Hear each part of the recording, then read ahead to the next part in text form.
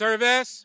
Hey everyone, welcome to Chef Sense. I'm your host, Chef Massey. All right, so welcome to the podcast. Super excited here. We've got Jake, Levin, and Ren, Constas. Thank you both for being here. How are you both doing? Pretty good. Yeah, I'm good. happy Can't to be complain. here. Awesome. I have to say, I read that really nice article that Berkshire Grown put out, and you know, Berkshire Grown, I mean, it's been such an amazing organization to just keep connecting the community. Man, you guys are awesome. Like, I've got to get this collaboration, you know, that we'll get into that you both are involved with. And thank you so much for doing that and leading the way and being an inspiration on that. So can you kind of share your specific positions in your organization with our listeners? Do you want to start? Sure. My name's Jake Levin, and I grew up here in the Berkshires. I've been working as a whole animal butcher in the Berkshires for 12 years now. I moved back home to work with Jeremy Stan at the meat market. Yep. And have been working in various capacities ever since then in the Berkshires and Hudson Valley. I've also been on the board of Berkshire Grown for 11 years now.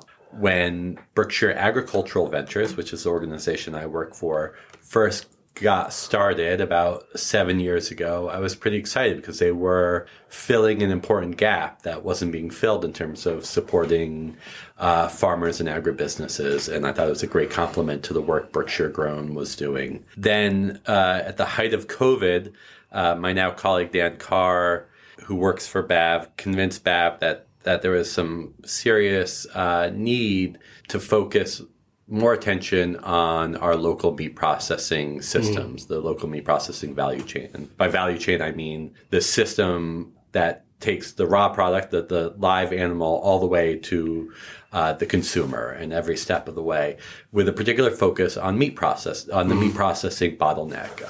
COVID really drew stark relief to what a critical issue that was. Those problems existed before COVID, but COVID really highlighted that and made the general public much more aware of that. You know, the Berkshires and Hudson Valley is livestock farming is a really important part of the agricultural systems here. Dan is a livestock farmer himself. So when BAV started to explore what could be done on that front, I was one of quite a few people they reached out to sort of form a sort of loose working group to help inform the direction BAV takes, the strategy they take. Yeah. Result of that was a report that they commissioned from a consultancy group called Kitchen Table Consultants to make recommendations on what BAV could do to further support livestock farmers and meat processors in the region. The sort of findings of the report was there probably isn't a real need for another slaughterhouse, counter to popular opinion. Wow. Slaughterhouses have a lot of capacity. The challenge is it's that small window of time when everyone's sending their animals to the slaughterhouse that is challenging. But regionally, we're quite rich in USDA meat processing facilities. Where they saw a real opportunity was to working with the existing meat processors to expand capacity, to improve operations, to be able to bring more animals in and serve more livestock farmers. So based on that recommendation, Berkshire Agricultural Ventures applied to a Regional Food Systems Partnership Grant, which is a USDA grant. And that partnership consisted of working along with BAV is Berkshire Grown, One Berkshire, and Berkshire Regional Planning Commission, and Kitchen Table Consultants, who originally wrote the report. So in 2021, Berkshire Agricultural Ventures was awarded the RFSP, the Regional Food Systems Partnership Grant. And the first thing they did was to post for someone to manage and run that grant and the subsequent program that came out of that grant, the Local Meat Processing Support Program. And they reached out to me to see if I knew anybody who might be interested in applying or if I might be interested in applying. And I had been a meat cutter for over a decade at that point. And I was ready to sort of step out of a cold cement box and try something a little different. And so I applied for the job, and luckily I was hired. So I've been working now with BAV as the Local Meat Processing Support Program Manager for just over 2 years. There's a lot we're doing in that program, but one of the most important and satisfying parts of the job has been the Livestock Working Group that we've convened to help inform the work we do. And that's a critical part of the partnership. So Berkshire Grown was written into that grant to help manage and facilitate the Livestock Working Group and the subsequent meetings. Wow. So I'll hand it over to Ren. There we go. Wow. Okay. I come into the story almost exactly a year ago, actually. Yeah. I met Jake and Dan and Margaret, who's the executive director of Berkshire Grown, at an interview. I saw the job listing on a listserv, and it was really up my alley, just what I was looking for. I was coming out of 7 years of work in agriculture, kind of moving between production and slightly more bigger picture ag service work, some logistics support, which really tied into the work that I do now with the Livestock Working Group. Okay. So I had just completed 2 years of farming work at a vegetable farm and at a sheep farm in Pine Plains and Millerton, New York. Oh, okay. And was looking to move more, just to give my body a break and move more into computer work. And also, after having worked in agriculture in this area, I was starting to really notice some patterns, and I wanted to work on some of these bigger picture solutions. So I was so excited to see the job posting and then talk with Jake and Dan and Margaret and hear about their approach to bringing farmers together with other people who are working in those value chains and get people in the room together and talk. Yeah. Wow. So I've been working with Jake and the Livestock Working Group for about a year. Okay. And I coordinate the working group. So I do everything from sending the emails, setting the times for the meetings. Wow. I facilitate the meetings, and then Jake and Dan and I work together after those meetings to kind of pull out the important threads of what we're hearing and use that information to keep informing how, the directions that we go to support farmers and to support this food system. Wow, that's amazing. Okay. And that's just so much to do. I mean, both of you, taking that on. With this project, when do you see this, you're working on it now, like the big rollout, are you underway? Is there kind of like a schedule of events as you're kind of like working through the process? Or is that kind of hard to say? That's a great question. It's an ongoing process. We are really looking at the whole value chain. And so that requires lots of different kinds of efforts and different kinds of projects. So, sort of break things down, I would say basically the way that the local meat processing support program has functioned so far, really it falls into two overarching categories. One of those is everything that happens sort of under the umbrella of the Livestock Working Group. And that's really focused more on the value chain coordination and infrastructure development. The other side of the work that I'm really focused on is the technical assistance and financial assistance that we provide meat processing facilities and middle of the value chain operators.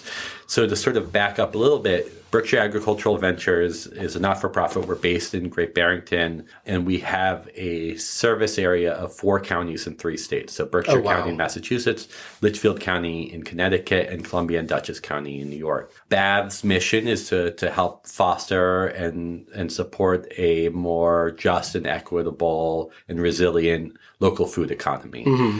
And really the way I like to think about it is Berkshire Agricultural Ventures has 2 main tactics for doing that kind of work. One is we provide technical assistance.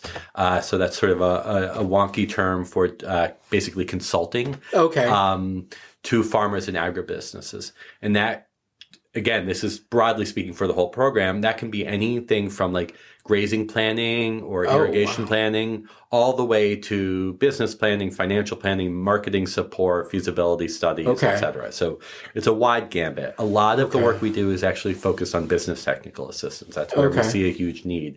Writing business plans, writing marketing plans, et cetera. Wow. The other side of it is we do microfinancing. And the bulk of what we do is we do low interest loans to farmers and agribusinesses. And when I say low interest loans, I mean really low interest loans. Wow. So the prime rate right now is 9, I think, about around 9%. We're offering 3% loans. So that's basically it's not even enough to really pay for our services, but it's enough to sort of help support this our director of lending. Okay. And then we also do micro grants, so up to $5,000 in grants to farms and food businesses. And the thing that we do more and more of these days, and has all of us at BAV quite busy right now, is sort of connecting the two things. We do a lot of grant writing support. So either in-house, or we'll hire a grant writer to write a grant on behalf of a farm or food business. And we have a really high success rate with that. So that is basically the other pillar of what I'm doing in the local meat processing support program. Is I'm working with these existing meat processors, providing them with technical assistance. Again, that's like, sometimes it's focusing on their bookkeeping and financial management. Sometimes it's focused on their HR management. Sometimes that's for food safety planning and facility design and operational work. On top of that, we offer loans. So we have an $840,000 revolving loan fund that dedicated to meat processors. So we're issuing loans. So far in the last 2 years, I think we've issued about almost $500,000 in low interest loans to meat processors, and we've secured just over $1 million in grant funding that's gone directly to meat processors. That's amazing! Wow, congratulations! Thank you. Yeah, it's really rewarding work. So that's the one side of what I've been doing. That's, to work directly with meat processors to help them improve their operations so that they can work with more farmers in the area. On the other side of the work, I do really closely with Ren, with the Livestock Working Group. So the goal of establishing the Livestock Working Group was really twofold. One was to help facilitate and foster better communication across the regional value chain. And so Ren can talk more about it in a second, but we have 10 members in the Livestock Working Group representing that whole value chain. The other part is for that group to help identify areas of value chain coordination and infrastructure development that BAV and Berkshire Grown can focus on to further support the resilience and strengthening of those systems. The Livestock Working Group has identified a few key issues, but some of the things that have developed out of the work that Ren and I have been doing together, and we've been doing with Livestock Working Group, is Ren manages the listserv and the newsletter that we send out called the Meetup.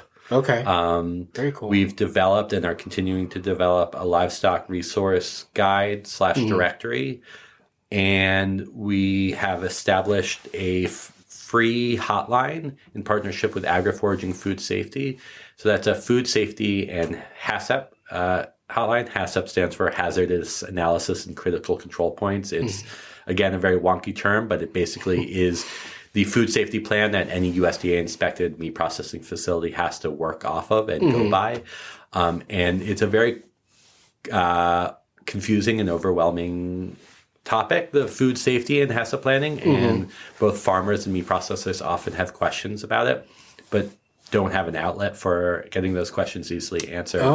So we have developed this hotline that anybody can call into and get the answers from a food safety expert, Nicole Day, who's been an incredible partner in all of this. And then we have coming down the pipeline a whole bunch of tools and workshops that we're currently developing. So we have a marketing workshop that we're going to kick off sometime next year for livestock farmers. We are developing a tool with kitchen table consultants and our friend and colleague Matt LaRue from Cornell Cooperative Extension. Matt developed a meat pricing calculator tool years ago that's really useful.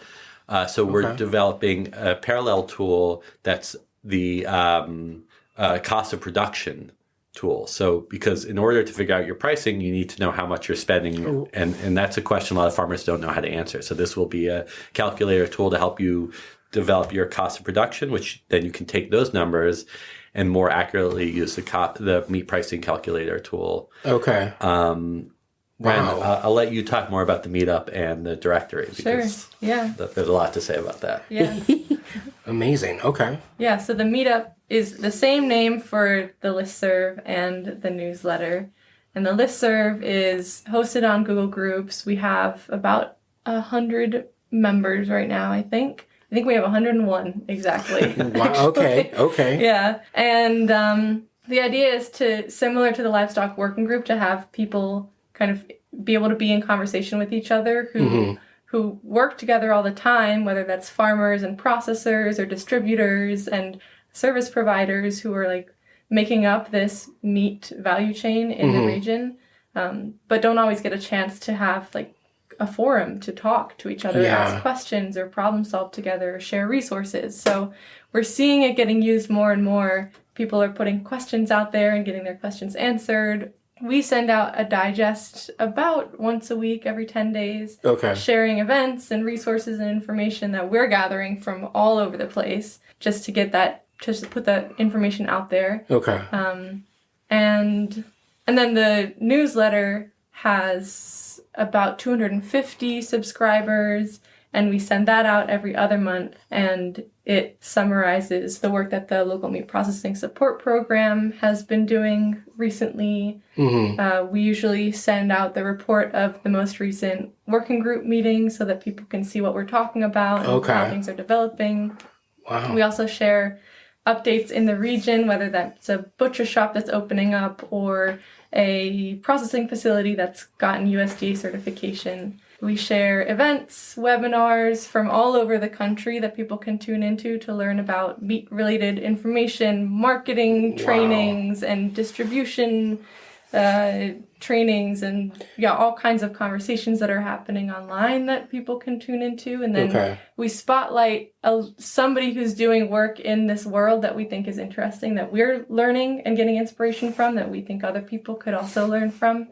Last month, we spotlighted FoodWorks Group, which is the consulting group that we're working with that's heading the, and I'm gonna butcher it, but they're heading the study on local, I'm just gonna give it to you to say. Okay. Yeah, I realized I left that out. That's a big project we have going on right now is, so the Livestock Working Group, I would say, like, has really identified like 4 or 5 major issues, right? So further value-added production opportunities, and value-added production, I mean, in terms of meat, I mean things like sausage, jerky, meat sticks, but also things like bone broth, rendered lard, pet treats. There we go. Okay, I was going to ask that. Okay. You know, pâtés, meatballs, meat pies, etc. So that that's something that Livestock Working Group has identified. It's we need more value-added production opportunities. That was also identified in the original Kitchen Table Studies consultant report. Logistics and transportation, which is a tricky wicket, but one Ren and I spend a lot of time talking about and thinking about. Cold storage capacity.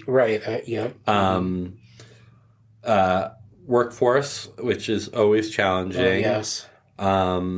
And an idea that was also in the original report by KTC and continues to be something discussed with Livestock Working Group, which is a more organized sort of effort towards aggregation and or co-branding of meat products. Okay, like a cooperative sort of umbrella? Could be a cooperative, could be... There's a lot of different ways it could go, but essentially... a way of creating a sort of new market stream for livestock producers, entering new markets or a new sales channel. Like e-commerce? It could be e-commerce. It could be, so back to the value-added production. Part of the origin of that conversation was like, we were talking about cold storage, right? And like, okay, so...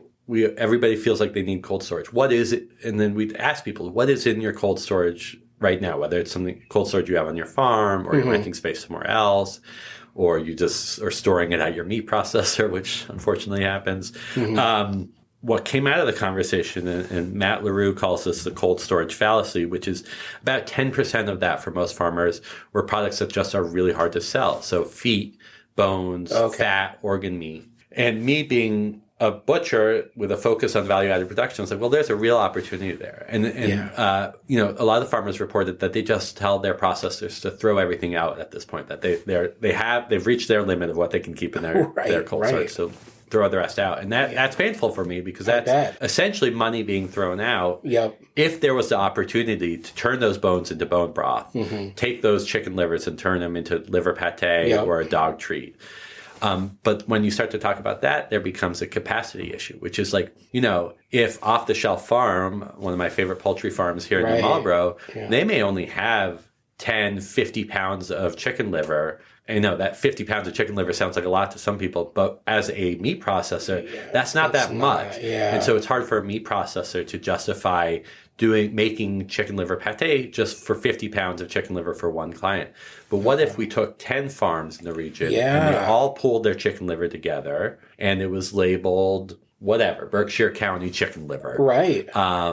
It could also have the farm's name, so then it would be co-branded. Yeah. It could be one aggregated system. Wow. But there are other questions, like who's going to manage or operate that? What is who's the facility that's going to do that? How do farmers decide who is part of this pool or not? So those are some of the questions we're working on right now. But FoodWorks Group is to help us answer some of those questions. We got some funding. BAV got some funding from the state of Massachusetts to look specifically at value-added production and cold storage needs. Mm-hmm. So we've contracted with them to conduct a market analysis and feasibility study on ways in which we can expand or create new value-added production opportunities and more shared use cold storage opportunities. So we're at the halfway point.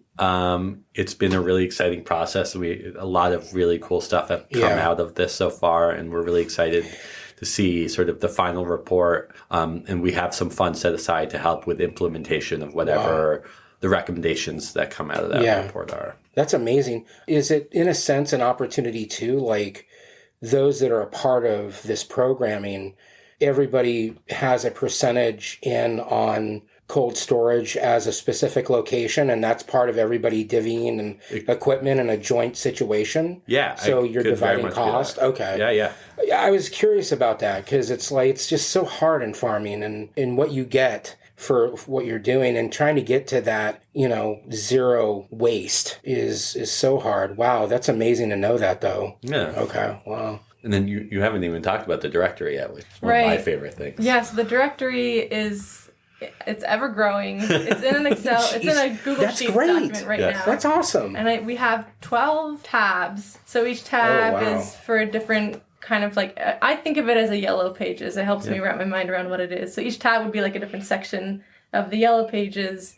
So there's livestock equipment sources. Mm-hmm. There are distributors, possible outlets for wholesale, veterinarians. I think we just added a tab for like general farm repairs and fix-it people. Okay. It really, it covers a lot of different areas. Wow. And then in there we have different entries for, whether it's a store or a person and their contact information and their location. And then the services they provide, the geographic area that they work in, if that's relevant. And it's growing, so we're continuing to get input from the working group and other farmers and other people that Jake works with through TA and expanding it. And we also just recently got a grant from the Extension Risk Management Education that will allow us to move it from Google Sheets onto a more user-friendly online platform. Maybe with more like filtering tools and Wow. And so like right now, hurdle wise, I mean, all the amazing work, and I don't think people really understand, there's so much into farming. There's so much into, meat fabrication and your passion, and you're building this and being a part of this amazing process, Ren. Like putting that together, do you see, are there certain hurdles that kind of come to the forefront on some of this that you're like, how do we chisel away at this one? Yeah, I don't even know where to begin. Where to start. I mean, with the resource guide, with the directory. So one hurdle is just like, I'm going to pick on my neighbor, a fellow New Marlboro person, Matt Ferrara. He's a hoof trimmer. He's out on the road every day trimming hoofs for dairy farms and stuff. He has a truck. His number's on the truck. If if you're a farmer and you know him, you know him. Yeah. But if you're a new farmer, it's very hard to find Matt. Like, he doesn't have a website. He doesn't have a Facebook page. Yep. And so that's just been challenging for Ren and I. Just like, how do we track down this information and make it open to everybody as a centralized area to go to? Yeah. So there's like logistics to that, but then when we talk about like, part of the reason we created this directory, it started out as just a processor directory because people would email us or call us and say, hey, I who else is out there who's smoking bacon, or where can I get my lamb slaughtered? And we decided just to compile a list of all of the processors in the region, including their inspection status and where they are, et cetera. So we created that and made that public. And then when Ren and I were working on the transportation and logistics issue, and people were emailing us and saying, hey, like, I need to get I have three whole pigs a week that need to go into New York City because I have 3 butcher shops, or, one butcher shop and 2 restaurants who buy those from me every week. Yeah. But I don't want to drive down there every week. Who should I call? So we started to put together a list of different logistics operators, and then it was a pretty short list. And we were like, oh, there's a real need here. Wow! So you circle that. What do we do that? And that was confirmed by further conversations with the Livestock Working Group of like, this is challenging. Like, another example for why we're focused on logistics and transportation is just to use one example, Eagle Bridge, a really great slaughterhouse up in Eagle Bridge, New York, about an hour and 40 minutes away from here. They're one of the main processors for our region. Any given week, there might be 10, 20, 30 farmers from Berkshire County driving up there and back once or twice a week separately, bringing their livestock down and then getting the cut and wrapped, finished frozen product and bringing it back to the farm. That's painful. I'd much rather see Christian Stovall from Hidden Mountain Farm out in the field with his sheep than on the road driving up the Eagle Bridge twice a week, passing 3 of his other farmer friends, So is there a way we can create more efficiencies around that? But there's a lot that goes into figuring that out. It's unbelievable. So literally it's like getting the cold storage big enough and maybe putting together a transportation unit that our producers and farmers, they're kind of like, you're a part of this the group. That's hands off. This is what we're here to help you orchestrate, and you can focus on where you want to see them, which is their passion. Yeah, yes and no. I mean, part of the challenge is like Berkshire Grown or Berkshire Agricultural Ventures, they don't necessarily want to be in the business of running logistics company. And that's the other part of what Ren and I are doing is like, who is out there who might want to be in that business? Like a partnership. What can we do to support them? Can we give them a loan? Can we write a grant so that they can get grant funding to start this business? Can we help them network? A lot of what Ren and I do is simply just networking, right?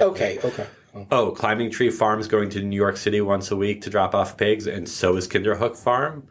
Have you guys talked to each other yet? Yeah. And, sometimes they have, sometimes they haven't. And that's been some of the, like, really wonderful outcomes of the work we're doing. And then it's like, it's not that sexy. Like, you can't say, well, this week, we connected these 3 farms and they're now coordinating their getting their product down to New York City. People want to see a big new truck or a new building, but a lot of it is that smaller stuff. Yeah. And then maybe we'll get to that bigger thing eventually. Maybe there will be that big truck one day that's going down Route 22 and down to New York City. But right now, we're not quite there yet. No one's quite there yet. So getting the stuff just slowly putting that stuff together. Okay. Wow, that's amazing. Okay. Well, I mean, it sounds like, you guys are just off to an amazing start with all of it. Are there any, other topics in it that you'd like to talk about? Fiber and hide? Sure, yeah. So last month, we gathered fiber and hide farmers, processors, other people in the fiber and hide world in the Berkshire Taconics for the most part. And that grew out of something that Jake noticed, which was that, where did that come from? Yeah, it's a good question. Some of it's just personal interest. Like I happen to love local fiber. But we have, in this region, we have a larger than typical number of small ruminant farmers. So by small ruminants, I mean goats and sheep. So it's a larger slice of the livestock farming pie than in most other places. Small ruminant farmers are having a really challenging time in general with processing. There are fewer and fewer meat processors in the region who are willing to process small ruminants for a whole number of different reasons. So that was something I was starting to talk to. We were starting to talk to with small ruminant farmers. And then in talking to them, they would mention, when you say like, hey, what's going on? What's working, what's not, what's challenging? They'd say, well, I used to selling my sheep hide for $250 at a farmer's market. That was like, people we're happy to spend that much money. And that was a really important revenue stream for me. Okay. But it's getting harder and harder for me to find someone who will tan my hides. Or, we share our sheep, twice a year for their health. And we have all this wool, but we don't really know what to do with it, or we have a hard time getting it turned into yarn, et cetera. Wow. But that we see that as an important revenue stream for us. And so we started to hear that more and more. And, Ren and I and the team at BAV, we started to talk about that. And I was like, I think there's something here. And it's not obvious that it's related to meat, but it is, in that most of these farmers are also raising their animals for meat. Right. Yeah. And if we're talking about creating a stronger, more resilient livestock farming system, this is, a smaller part of it, an important and crucial part of it, which is like so we're taking the similar approaches, and we had already started to address it with the directory. The person who needs animal health services, whether they're raising a fiber sheep or a meat sheep or a dual purpose sheep, they need the same vet. And they're like, this really complements the work we're doing. And we see and hear a need for it. Mary Burley, who took over her mom's farm, Lila's Mountain Lamb, she's really interested in fiber as a part of her farm business. She's so passionate about it, and we want to be able to help her. We were helping her with getting slaughter dates. Now we're trying to help her figure out how to improve the fiber part of her business. Well, I think it makes sense because you're talking about trying to fight and work on the zero waste, and if you're including them, it's I almost feel, hearing all of this, it's like pulling on a couple strings on a sweater. Exactly. And you're like, okay. And you're like, oh, Ren, whoa, and then you guys are just going right after it. And I don't know, it's very inspiring, but it's got to be very daunting, and it couldn't be in better hands. Very lucky to have both of you. Wow. Thank you. Yeah. Okay. Yeah. It does feel like we're pushing a boulder up a hill, but it's a really enjoyable experience. But there are moments, I think, where it feels like we're pulling on a thread, and then all of a sudden a whole bunch comes. Having the fiber and hide farmers all together in the room was one of those moments where I was like, oh, the boulder just walked itself up the hill for a minute. Because what came out of that meeting was this list of priorities for what would need to happen to strengthen the regional fiber shed. Mm-hmm. And they basically were the exact same priorities that came out of the working group meeting of meat processors, farmers, and other people in that value chain. So we saw all of a sudden this Venn diagram coming together of we can work on these things at the same time with different people and kind of get more bang for our buck. Have a bigger impact on more farmers. That's amazing. Okay. Well, I guess for me, looking at all of it, and hearing kind of the journey of what we're doing here in the Berkshires to, again, between the big four and the companies and things there, because some of our other areas across the U.S. and some of the people that I've talked to, they are dealing with the slaughterhouse issue that, they're kind of closer to those farms, and they're kind of getting steamrolled, unfortunately. Yeah. And they continue to drop off, and that's very sad to see. I think to hear, hey, we do have the capability with the slaughterhouses here, but it can bottleneck, but we're looking at cold storage and transportation. I think that's just the power of a very amazing community to, keep pushing forward. And I think, again, being an example to what we're doing. There's another person I was talking to, AJ Richards, which he does from the farm, and he's working on e-commerce, which is literally kind of like that, national map of here's New England, and build a system that can network all these farmers in these regions so that if somebody goes on that website, you can order specifically from that farm and it ships direct from that farm. So, I think hearing all of this amazing work that everyone's doing, it's very powerful, and you're doing what you love to do and what you've been destined to do. And I think that I'm excited to see the future. Yeah, I think we both are. Yeah. No, if you're interested in the work we're doing, we encourage you to sign up for the Meetup newsletter, and that's a great way of staying up to date, as well as signing up for the Berkshire Ag Ventures newsletter and the Berkshire Grown newsletter. Okay. Anything else you want to add? Check out the resource guide. Yeah. Okay. And there's contact information on there to add listings or send us ideas. Well, and also donation-wise, is there any support like that you can use? Did they find that on the website? Yeah, we're both, small not-for-profits working here in the Berkshires. We're mainly small donor funded, so both organizations could always use power up, more support. Yeah, amen to that one. Okay, all right. Well, Jake, thank you. Ren, thank you so much, and your travel to get here. This has been outstanding. Thank you. Thank you, James. Yeah. All right, everyone. That is a wrap. You can check us out if you like that. Subscribe. Also, the Instagram, Chef Massey. Let's keep it simple. ChefMassey.com. Have a good one. Bye for now.